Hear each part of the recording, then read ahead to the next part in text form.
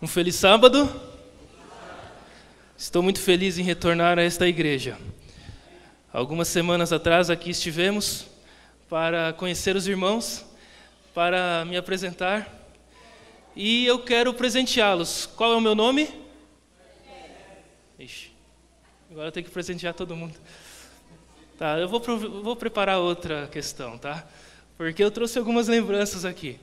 Na verdade, eu estou muito contente mesmo, de coração, e irei passar essa semana com vocês.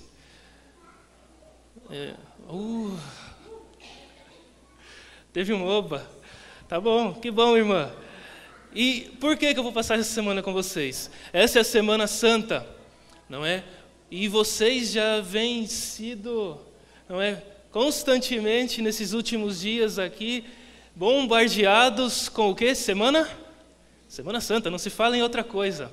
Mas além de Semana Santa, hoje também é o dia do amigo. E quem aqui trouxe, e eu quero conhecer os amigos, quem aqui trouxe um amigo? Quem aqui trouxe um vizinho? Quem aqui trouxe um colega de escola, do trabalho? Vamos, quero conhecê-los. Ninguém? Quem aqui está nesta manhã e ainda não é membro batizado da Igreja Adventista? Temos uma irmã aqui, atrás ali do irmão. Eu preciso de ajuda. Vamos lá, uma lembrancinha aqui.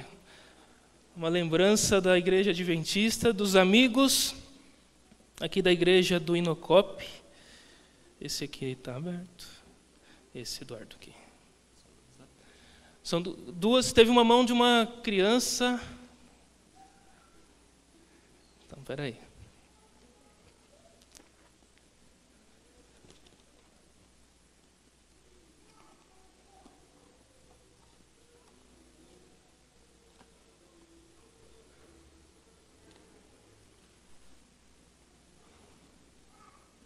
Esse é um CD muito bonito, tá? Amigos celebrando Jesus. Você está ganhando porque nós somos seus amigos. E que você possa, parabéns, irmã, que vocês possam meditar nas mensagens que aqui são cantadas. Eduardo, se tiver mais, alguém tem mais um filme do roteiro do pastor Bulhon e mais 2 CDs das músicas aqui. Não foi batizada? Mais alguém?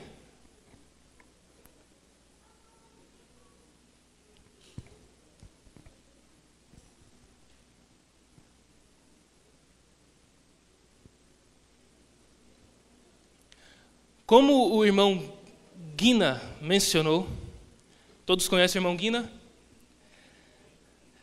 Como que vai acontecer essa Semana Santa? Então vamos novamente, vou bater na tecla, tá bom? Para ninguém daqui sair com dúvida.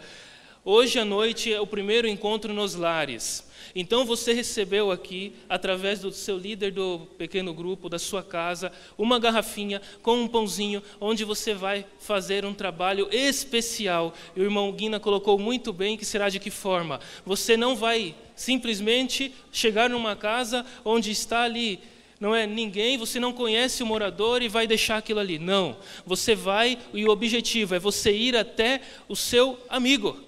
Aquele amigo que não é da igreja, aquele familiar, não é, que não é na igreja, aquele irmão afastado. Eu recebi uma lista de alguns amigos de vocês, amigos nossos que estão afastados. Por que não entrar em contato com eles também? Ok? É algo bem direcionado. O Espírito Santo estará trabalhando para tocar esses corações. Nós sabemos das dificuldades, sabemos de muita resistência que existe, não só lá fora, mas também dentro da igreja, não é? Também aqui no nosso meio. Mas o Espírito Santo estará atuando e trabalhando para que isso aconteça. Por que pequenos grupos, meus queridos? Todos aqui gostam de se reunir, não gostam? Você não chama seus amigos para comer em casa, num domingo, no sábado à noite? Você não gosta de assistir um filme, né, com seus amigos, com sua família em casa? Quem aqui gosta de série? Muitos aqui gostam de séries. E meus amigos, queridos irmãos, temos uma série maravilhosa que você vai passar no pequeno grupo. E é uma série realmente. Você não vai passar o filme inteiro hoje, no sábado à noite. Você irá trabalhar o quê? Por episódios. não é? As pessoas lá fora gostam de séries. Muitos aqui gostamos de séries também. Então, a associação e o Ministério do Trabalho Missionário, o pessoal da nossa igreja, tem providenciado mecanismos para que possamos atingir inúmeras pessoas. Alguma dúvida? E qual o meu papel? Vocês terão que me aturar essa semana inteirinha, tá bom? Estarei à disposição dos irmãos para aquilo que for necessário. Tem algum amigo que você quer visitar, algum irmão doente, algum parente, algum interessado? Eu não sei, vocês sabem. Então, por favor, eu estarei 24 horas, sem nenhum exagero, à disposição da igreja, amém? Agora, se você quiser um empréstimo e dinheiro, procure o irmão Guina, ok? Ali tudo será resolvido. Mas, por hora, estaremos aqui para ajudá-los. Agradeço muito a recepção da igreja, não é, conosco, e gostaria de fazer um pedido especial. Orem por nós. Eu estive na sala dos jovens, ali na Escola Sabatina, e fiz o mesmo pedido. Orem por nós, pastores teologandos, que neste fim de semana saímos, não é, do seminário e estamos espalhados no país inteiro. Diversos teologandos, ali com as igrejas, assim como eu estou aqui com vocês, próximo a vocês. Muitos com medo, assim como eu. Mas muitos confiantes também, se não todos confiantes, assim como eu também estou, para que o Espírito Santo irá fazer uma grande obra neste lugar, na sua vida principalmente, e, se possível, na vida daqueles que estão lá fora. Então, que possamos juntos nos unir. E lembrem-se de orar, então, por esta semana, em todos os momentos, porque o inimigo ele tem trabalhado. Satanás ele não descansa, meus irmãos. Satanás descansa? Nós descansamos. Nós tiramos férias de Deus. Mas Deus também não tira férias de nós. E olha que interessante. Existe a certeza de que você e eu estaremos vivos amanhã? Alguém aqui tem a plena convicção que seu amigo querido, seu parente, talvez um pai, uma mãe, um filho, alguém que você ama, estará vivo amanhã? Não temos essa convicção. O amanhã é incerto. O amanhã é hoje, por que não fazer hoje aquilo que você talvez esteja pensando em fazer amanhã, que é levar a palavra de Deus? O trabalho missionário não tem muito segredo. Não precisamos de grandes pregadores para fazer o trabalho missionário. Precisamos de corações e pessoas dispostas a levar a palavra de Deus. E não é na janela 1040. Não são nos países do Oriente, na África. É ao nosso redor. É do seu lado, do meu lado. Ou todos na sua rua estão em uma igreja adventista nesta manhã? Tá bom, vamos falar de pessoas próximas. Todos da sua família estão numa igreja adventista nesta manhã? E qual que é a urgência, então? Tudo bem? Opa! Qual que é a urgência, então? A urgência é ide por todo o mundo e pregai o evangelho. Agora, eu não sei pregar, eu não sei cantar, mas eu tenho um amigo, aquele amigo incrível, palpa toda a obra, e que não é cristão. Aquele amigo de confiança que não é cristão. Hoje à tarde eu vou sair, levar um convite para ele.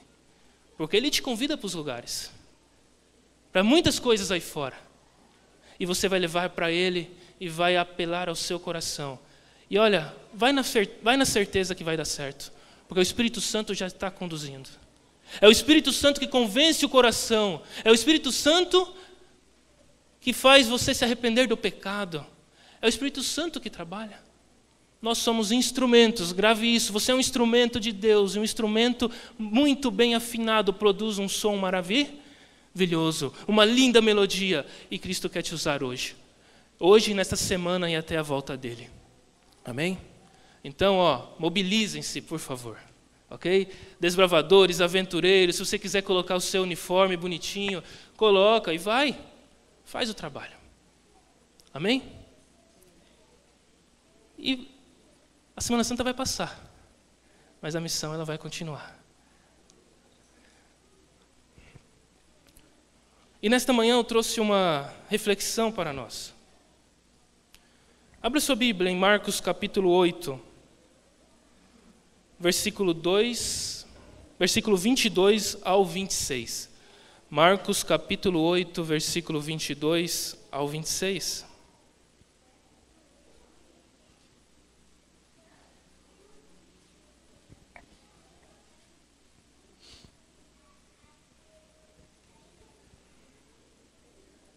Feche seus olhos. Santo Deus, abrimos a Tua palavra neste momento. E por nós mesmos, não temos condições de compreender, entender, nem praticar o que aqui está escrito. Mas rogamos que o Teu Santo Espírito, o mesmo que esteve no Pentecostes, o mesmo que atuou na vida daqueles homens, possa se fazer presente neste momento e possamos escutar a Sua voz falando ao nosso coração. Transforme a nossa vida. É o que pedimos, humildemente, em nome de Jesus. Amém. História conhecida. Diz o seguinte, Marcos capítulo 8, 22. E chegou a Betsaida, e trouxeram-lhe um cego, e rogaram-lhe que lhe tocasse. E tomando o cego pela mão, levou-o para fora da aldeia, cuspindo-lhe nos olhos, e impondo-lhes as mãos, perguntou-lhe se via alguma coisa. E levantou ele os olhos e disse: Vejo os homens, pois os vejo como árvores que andam. Depois tornou a pôr-lhe as mãos nos olhos, e ele, olhando firmemente, ficou restabelecido, e já via ao longe e distintamente a todos. E mandou-o para sua casa, dizendo: Não entres na aldeia. Essa é uma história do quê? Milagre. E você gosta dos milagres. Eu gosto dos milagres. É bem possível que você já pediu um milagre para a sua vida. Ou para alguém. Você já clamou a Deus pedindo milagres. E a Bíblia ela é repleta de milagres. Quem aqui gosta da história da travessia do povo de Israel pelo Mar Vermelho? Foi ou não um milagre? Passar a seco. Milagre. Quais outros milagres? Temos muitos. Multiplicação de pães e peixes. Milagres. O que mais? Pessoas ressuscitadas. Lázaro. Foi ou não um milagre? E que milagre, não é? Muros de Jericó. Milagres. E aqui neste relato em Marcos nós encontramos mais um milagre. Só que esse milagre ele é um tanto especial. Primeiro porque, se você ler nos evangelhos, vai encontrar esse relato apenas em Marcos. Segundo, se você reparou bem ao lermos, e você pode passar o olho de novo no texto, é um milagre em que Jesus precisou de duas situações, agir duas vezes para que esse milagre fosse realmente concretizado. Você lembra de algum relato, algum milagre que Jesus precisou tocar uma pessoa mais de uma vez? Porque Jesus é Deus.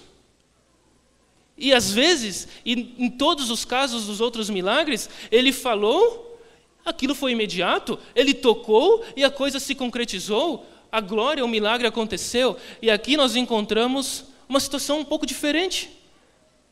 Um relato em que Jesus faz um milagre, sim, mas ele toca na pessoa por duas vezes. São duas etapas de um milagre. Olha que interessante. E o que nós tiramos de conclusão com essa história? O que nós podemos aprender? De que forma nós podemos trabalhar?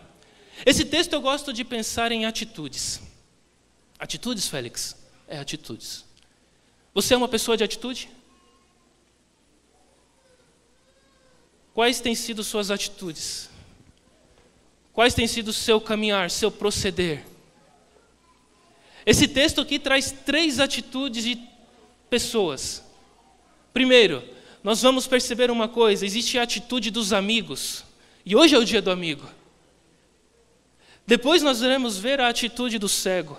E por último, nós iremos ver a atitude de Jesus. Como hoje é o dia do amigo, vamos falar de amizade. Quais foram a atitude do cego, dos amigos do cego? O texto começa falando o quê? E trouxeram-lhe um cego. Ora, levaram para quem? Para Jesus. Significa que eles não estavam na mesma cidade? Aproximadamente funcionava assim: onde Jesus estava, Betsaida, né, a cidade mais próxima ficava em Cafarnaum. E vem comigo no raciocínio. Cafarnaum. Quanto tempo mais ou menos, pastor Eduardo, de Cafarnaum para Betsaida? Em quilômetros? Em torno de uns 15 a 20. O relato mais ou menos diz isso. Eu estou hospedado, muito gentilmente, ali na igreja central, aqui embaixo, ok? E é em torno de 4 quilômetros de lá para cá. E eu tentei vir a pé ontem e não me deixaram. Você não conhece a cidade, muito bem, tal. Mas você já andou? Você anda 4 quilômetros por dia? Eu conversei com alguns ontem à noite e falaram que combinaram de sair do trabalho na CPB e fazer um trajeto até a casa. E levou mais ou menos esse trajeto aí em torno de 2 horas. Né? E perceba que ninguém era cego. Todos em suas plenas condições físicas, motoras. Né? Então, na verdade, andar longas distâncias não é algo fácil, não é. Os desbravadores estão acostumados, gostam de fazer caminhada, especialidade, aquela coisa toda, aventura, tal. Mas não é confortável, irmão. Não me deixaram vir da igreja central até aqui. Eu espero durante a semana fazer uma caminhadinha para ver qual vai ser a sensação. Mas não me deixaram. Agora preste atenção, aqueles amigos daquele cego andaram mais de 15 quilômetros para levar uma pessoa até Jesus. Você está disposto a caminhar a 2ª milha, 15 quilômetros, para levar aqueles que você ama até Jesus? Se você não está, como que você diz que é amigo dela? Como que eu digo que eu sou amigo das pessoas ao meu redor que não conhecem Jesus, se eu não estou disposto a caminhar com eles até Jesus? É simples. É simples. Temos amigos, necessitamos de viver em sociedade, em grupos. Ninguém aqui vive sozinho. Mas quando é para andar a 2ª milha, quando é para você se sacrificar por alguém, quantas vezes eu faço isso?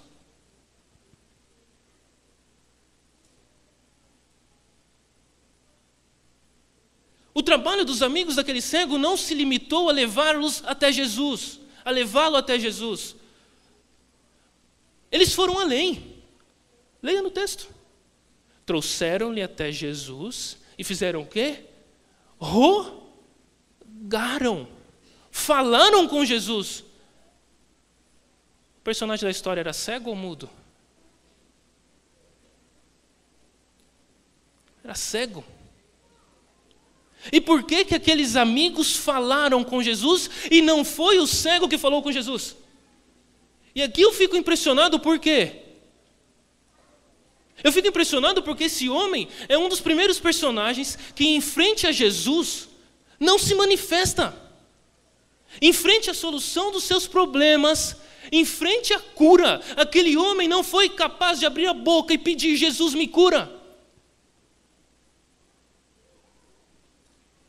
Perceba que existem pessoas aí fora, enfiadas no pecado, no erro, desesperadas, sem esperança, mas não têm forças para clamar: Jesus, me salva.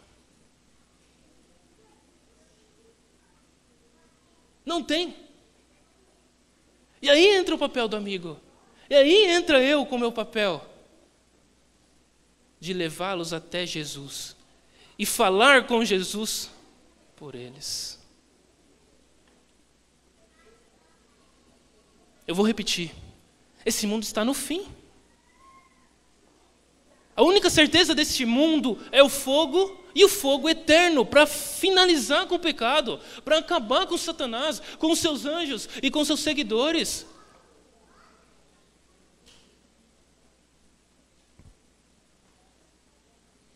E eu não quero que os meus queridos morram eternamente.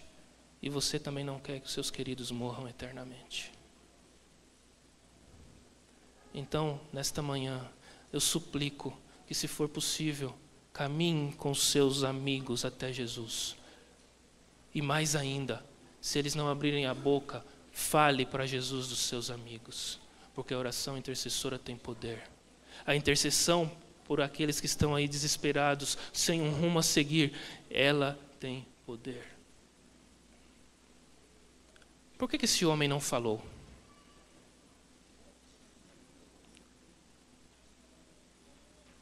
Por quê? Eu estou em dificuldade. Vocês lembram de Neemias? Neemias no exílio. Lembram dele? Longe de casa, longe dos seus amigos. E de repente ele começa a receber as notícias de como está a sua cidade, seu país, o povo de Deus. E lá no exílio, perante Artaxerxes, ele faz o quê? Ele sofre, ele se entristece, ele chora. E ele ora, pede a Deus uma oportunidade. Deus lhe concede essa oportunidade de estar perante o rei para interceder pelo povo. É assim que funciona. Eu e você não precisamos fazer muito. Basta nos colocarmos na mão de Deus e pedir que Ele nos dê a devida oportunidade de sermos luz para as pessoas ao nosso redor. E não tem questão de idade. Não é uma responsabilidade apenas dos mais experientes da igreja, é uma responsabilidade das crianças, dos adolescentes, dos jovens, todos nós. E quando oramos sinceramente do fundo do nosso coração, Deus, Ele traz, Ele abre as portas, Ele ilumina o seu caminho e as coisas irão acontecer. Aquele homem estava na frente de Jesus. E o texto bíblico diz o quê? Não muito sobre ele. O 22 fala que chegaram a Betsaida, levaram um cego, rogaram-lhe para que ele tocasse. E aquele homem quieto. A sociedade em que essa história foi contada, talvez não seja muito diferente da nossa sociedade. Não seja muito diferente de nós. Quem aqui gosta de se relacionar com aqueles que erram? Não gostamos de nos relacionar com aqueles que estão cometendo erros. É complicado. Não queremos nos associar, talvez para não sermos taxados de que somos praticantes dos mesmos atos daquela pessoa.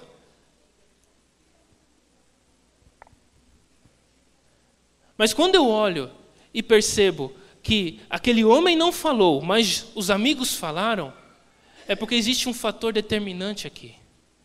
Só vai falar de Jesus para alguém aquele que um dia foi beneficiado por Jesus em sua vida. Por isso que aqueles homens, eles insistiram com Jesus, rogaram para Jesus, para que Jesus curasse o cego. Porque o cego, o amigo deles, estava envolvido em um momento difícil. O contexto histórico diz o seguinte: se você está doente porque você pecou. Então, a doença era um castigo divino por conta do erro que você cometeu. Hoje é assim ou não? Alguns ainda pensam assim, mas graças a Deus entendemos que a doença é fruto do pecado e não um castigo de Deus sobre a sua vida. As consequências que recebemos no dia a dia são por conta das nossas escolhas. Estudamos na lição da escola sabatina. Então, temos que tomar cuidado com essas escolhas, porque elas produzem consequências. Mas a adversidade, a doença, ela não é um castigo de Deus na sua vida. Mas aquele homem, ele imaginava que fosse. E o que provocava a cegueira? Olha como que a coisa vai indo fundo. O que provocava a cegueira naquela época? Ou a pessoa nascia ou se tornava. E o que provocava a cegueira era a sífilis. Sífilis, uma doença sexualmente transmissível. Se ele adquiriu essa doença sexualmente transmissível, foi porque em algum momento ele adulterou. Olha como que o negócio é fundo, meus queridos. E você começa a entender o porquê, às vezes, muitas pessoas não têm forças de ir até Cristo Jesus, porque estão tão enfiadas, estão tão lá no fundo do pecado, que não sentem forças de se levantar, olhar, estender a mão, talvez. Aquele homem era classificado pela sociedade, pela sua igreja, pelos seus amigos, pelos seus vizinhos, como um adúltero. O texto diz que, quando Jesus passou a primeira vez os dedos, perguntou se ele estava bem, o que ele respondeu? Vejo homens como... Então me mostra o texto que ele não era cego, ele se tornou cego. Porque ele sabia o que era árvore. Olha, foi então algo que ele cometeu, um erro que ele cometeu no decorrer da sua caminhada. Agora,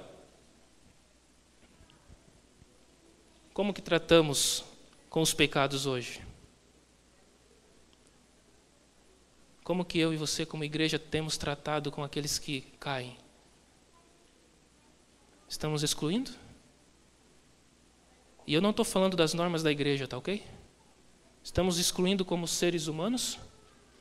Estamos excluindo como pessoas? Estamos excluindo como aqueles que necessitam de perdão e de serem abraçados no momento que pecam e erram? Cristo, ele abomina o pecado, mas ele faz o quê? Ele ama o pecador. E eu quero que você entenda uma coisa. A igreja de Deus, adventista do sétimo dia, existem normas que precisam ser cumpridas. Existe para um bom andamento situações, doutrinas. Mas ainda que precisamos, em algum momento, disciplinar um querido, um irmão, que essa disciplina não seja para exclusão, mas sim seja uma disciplina de correção. E entra o quê? A minha e a sua participação em buscar essas pessoas, em abraçar esse irmão, conversar com ele, fazer entender, etc. Agora outro ponto. A amizade, que todos nós gostamos de ter, significa que gostamos de estar com pessoas. Na época de Jesus, se alguém cometia um pecado, essa pessoa era excluída do meio social. E como que ele ia se relacionar? E não era só isso.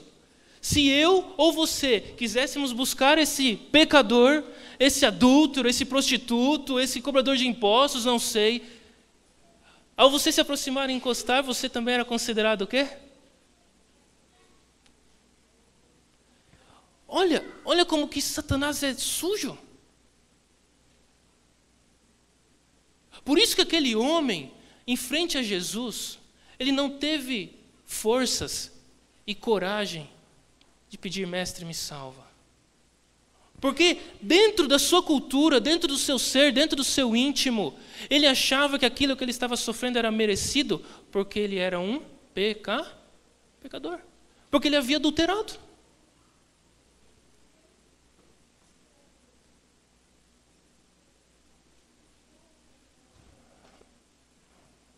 Está dando para compreender? Um pequeno relato de um milagre, mas com grandes lições. Assim como aquele homem cego, nós encontramos ao nosso redor, eu repito, pessoas que precisam ser levadas até Cristo. Não dê por perdidos os casos, porque não somos nós que convencemos e tocamos e transformamos corações. É o Espírito Santo, é Cristo Jesus, é Ele que convence, é Ele que transforma. É Ele que tira o coração de pedra e coloca um coração de carne. É Ele. Recapitulando, quais foram as atitudes dos amigos daquele cego? Foram Caminharam 15 quilômetros com uma pessoa cega, em dificuldade, levaram até Jesus. Chegaram até Jesus, colocaram ele ali e foram embora, foi isso? Não, chegaram até Jesus, o homem não falou, eles foram e falaram, intercederam. Aquele cego, aquele homem, ele aceitava aquela condição, a doença, por conta de um erro que ele havia cometido. E agora vem a atitude principal. E é nessa que nós temos que nos apegar. O que Jesus fez?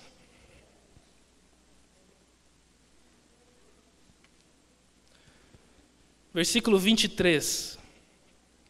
E tomando o cego pela mão, levou-o para fora da aldeia, e cuspindo-lhe nos olhos, e impondo-lhe as mãos, perguntou-lhe se via alguma coisa.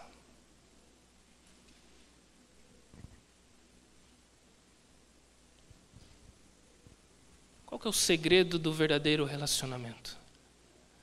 Qual que é o segredo da verdadeira amizade?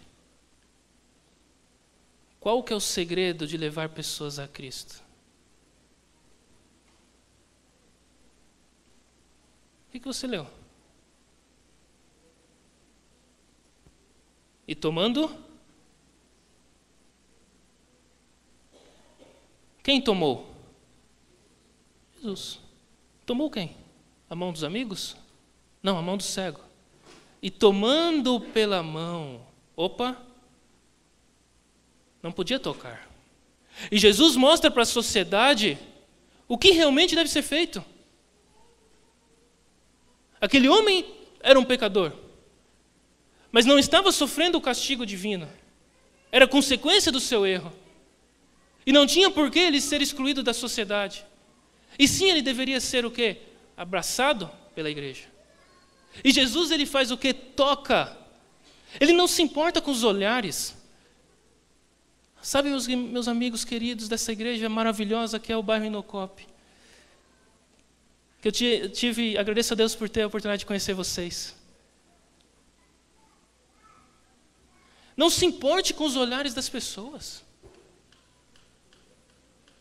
Não se importe com o que pensam de você, mas faça aquilo que Deus manda. Siga o exemplo de Jesus, não é o exemplo dos pastores dessa igreja, não é o exemplo do coitado do Félix, não. Siga o exemplo de Jesus. Jesus pega aquele homem pela mão e faz o quê? Leva para fora da aldeia, cuspindo-lhe nos olhos. Método, né? Um método meio anormal. Eu e muitos aqui usam óculos. E chegamos no oftalmo e na consulta de rotina levamos uma cusparada. Foi isso? Não é. Mas não é para nós. Aqui foi para o cego. E no contexto de Jesus, ali naquela região, a saliva tinha ali a sua lenda, que era interessante. Talvez que tivesse alguns mecanismos de cura. Era como se fosse um remédio. Os métodos de Cristo não são os mesmos que os nossos. Mas Cristo, ele respeita aquilo que as pessoas acreditam. E Jesus partiu de um princípio que aquele cego conhecia, do que as pessoas dali conheciam. E Jesus cospe, e Jesus passa o olho, e Jesus abraça, Jesus põe a mão. O homem então cego responde: vejo os homens, pois os vejo como árvores que andam. Depois Jesus tornou a pôr-lhe as mãos nos olhos, e ele, olhando firmemente, ficou restabelecido e já via ao longe e distintamente a todos. Amém? A história continua. E mandou entrar na aldeia. Foi isso? Vai para onde? Para a sua casa. Não entres na aldeia. E aqui se encaixa perfeitamente com o trabalho desta tarde. Você consegue identificar? Ali em Betsaida, alguém conhecia aquele homem? Talvez aquele homem, dentro da aldeia ali, ele não fosse conhecido. Porque Jesus falou para ele não entrar lá. Talvez aquele homem ali, e com certeza, ele não exerceria nenhuma influência na vida das pessoas daquela aldeia. Não exerceria, irmã. Porque uma característica do Evangelho é você se aproximar de desconhecidos também, mas principalmente daqueles conhecidos que estão ao seu redor, daqueles que conhecem a sua história. Se a Bíblia me fala que aquele homem tornou-se cego, por que não imaginar que ele era um ancião de igreja? Por que não imaginar que ele era um pastor, que ele era um diretor, que ele era um membro, que cresceu na igreja, nasceu na igreja adventista, passou pelas classes dos infantis, era músico, cantava maravilhosamente bem. Por que não imaginar isso? E de repente ele cai em pecado, adultera, é cometido de uma doença por conta dessa infidelidade. E agora ele é expulso da igreja, ele é expulso da sociedade. As pessoas o criticam, olha aquele irmão, era um exemplo, e hoje o que aconteceu com ele? Jesus pede para aquele homem volte em vez de entrar, porque a influência que ele exerceria lá perto dos seus amigos, a surpresa, o espanto que eles iriam, não é? O impacto que eles iriam ter seria muito maior do que em um lugar onde as pessoas não conheciam a sua história. Por isso que nós falamos aqui que nesta tarde você vai aonde? Nos seus amigos, na sua família, porque essa sua família precisa entender e ver que você mudou, que eu e você fomos transformados, e eles precisam ver a alegria que temos em servir a Cristo. Por isso que não iremos entregar aleatoriamente. O convite nesta tarde é direcional, é específico, para aquelas pessoas que você ama, para o seu amigo que passou a noite na balada e hoje está de ressaca, é para esse que você vai levar. É para aquele irmão que foi disciplinado nessa igreja, é para esse que você vai levar. É para aqueles que foram batizados e hoje você olha do lado e não estão aqui. Talvez já tenha até falado assim, não piso mais naquela igreja, mas é para esse que você vai levar. Porque esse foi o exemplo de Jesus. Meus queridos, nossa vida ela é feita de escolhas, escolhas que produzem atitudes.